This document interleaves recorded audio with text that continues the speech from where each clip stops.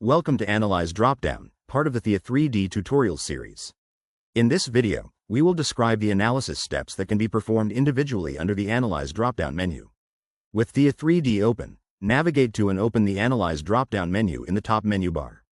Here we can see the analysis sub-steps that can be performed as individual steps, which include Run 2D, Track People, Solve Skeleton, Run Analysis without 2D, and Run Analysis. In order to perform any analysis steps, video data and a corresponding calibration file must be loaded. Each subsequent analysis step requires that the previous step has been performed. Run 2D is the first step in the analysis process, and consists of detecting people in each of the loaded videos. When complete, boxes are drawn around the detected people in the 2D camera views, if Show Boxes is selected under the Display drop-down menu. Track People is the next analysis step, which consists of identifying unique individuals across all camera views and tracking each individual separately. Person identification requires the person to be clearly visible in at least 3 views simultaneously. Each identified person is assigned a unique color that is applied to their boxes, segments, and skeleton.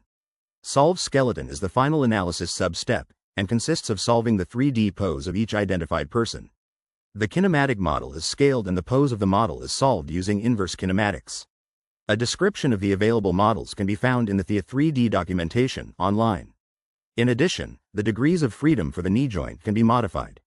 Run 2D and Track People must be complete before running Solve Skeleton. Run Analysis, without 2D, performs the Track People and Solve Skeleton sub-steps without performing Run 2D.